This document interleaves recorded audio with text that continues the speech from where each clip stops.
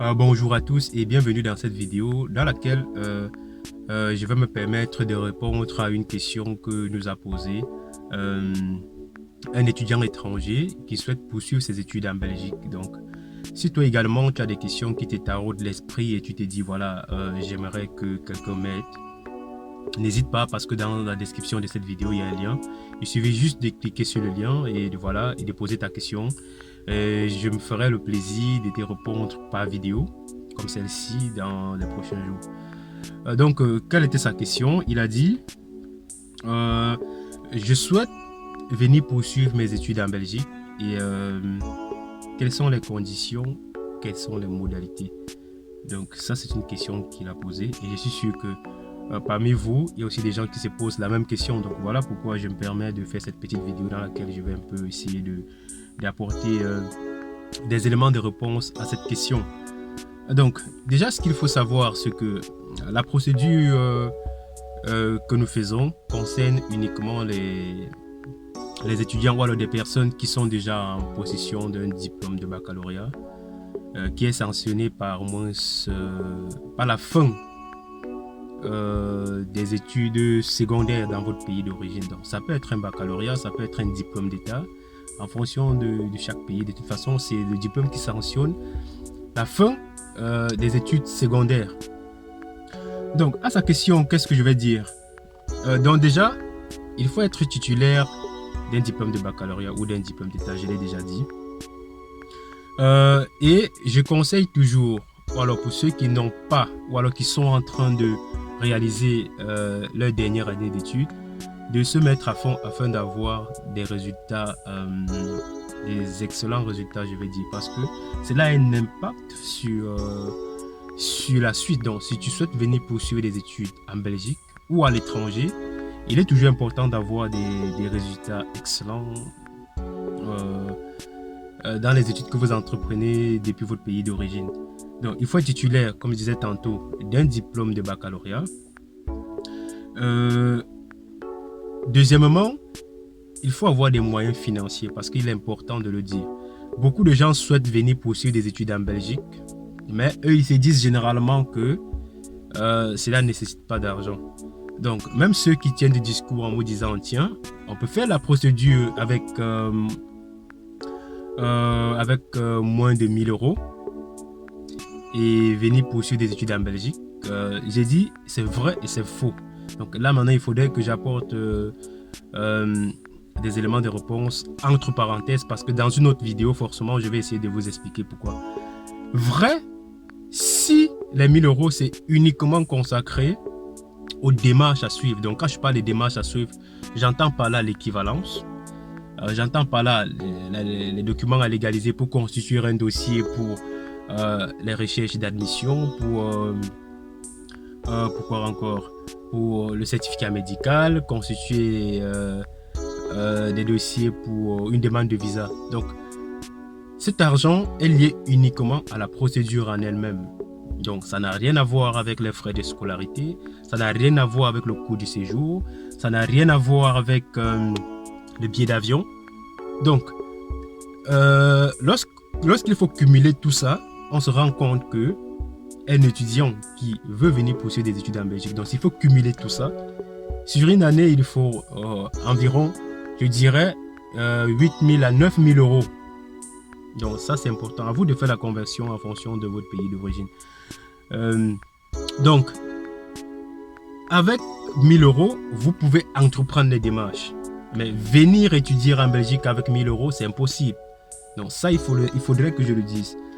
Donc c'est une parenthèse. Donc je disais qu'il faut avoir des moyens financiers. Donc il faut se préparer à l'avance. Donc il faut déjà discuter avec les parents, discuter avec les oncles, les tantes, pour qu'on essaye de voir quel est le budget qu'on peut consacrer. Parce que je sais qu'il est impossible pour un étudiant de s'autofinancer pour un tel projet. Donc forcément, il faut voir dans quelle mesure, soit dans la famille, il y a quelqu'un qui peut te prendre en charge, c'est-à-dire te signer une prise en charge.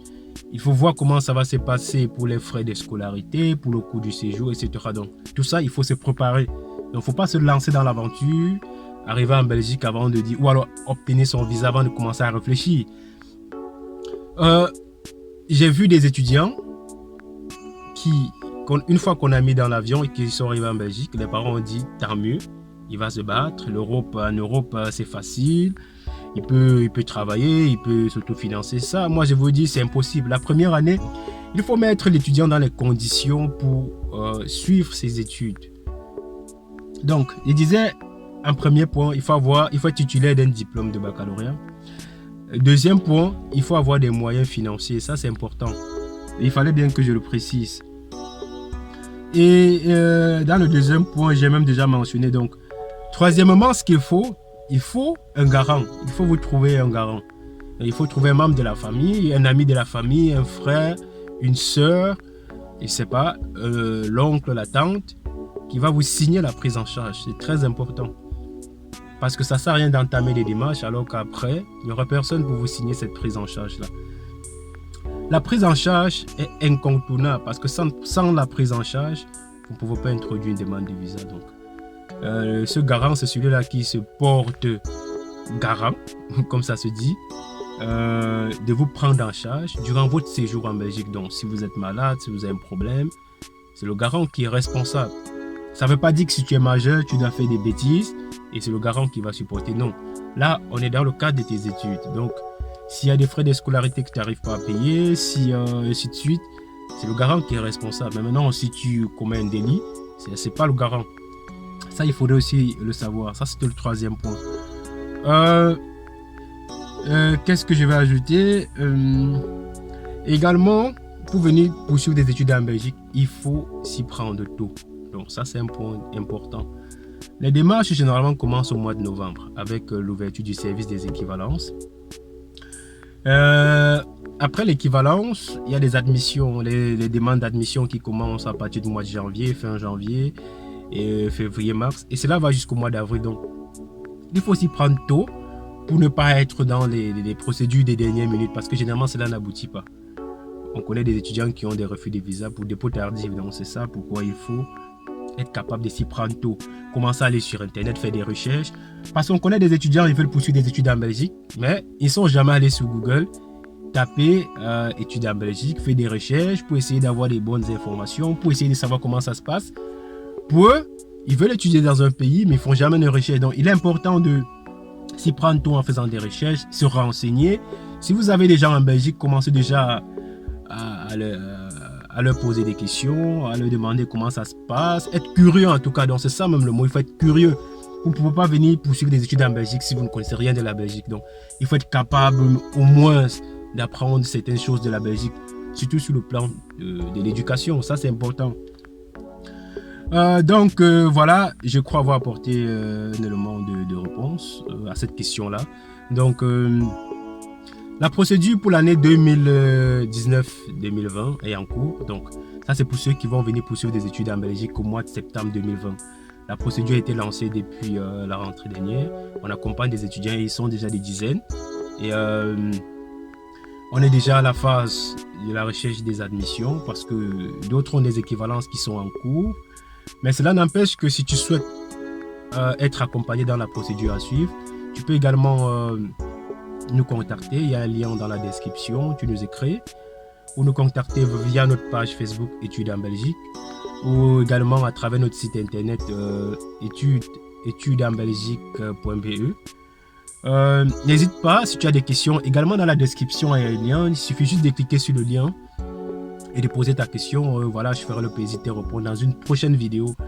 Et à très bientôt, n'hésite pas à partager la vidéo si tu la trouves intéressante et surtout pour que les autres soient au courant, tous ceux-là qui ont l'envie de venir pousser des études en Belgique, qui soient au courant de ce qu'il faut faire, les démarches à suivre. Globalement, c'était ça le but de cette vidéo, donc à très bientôt pour la prochaine vidéo.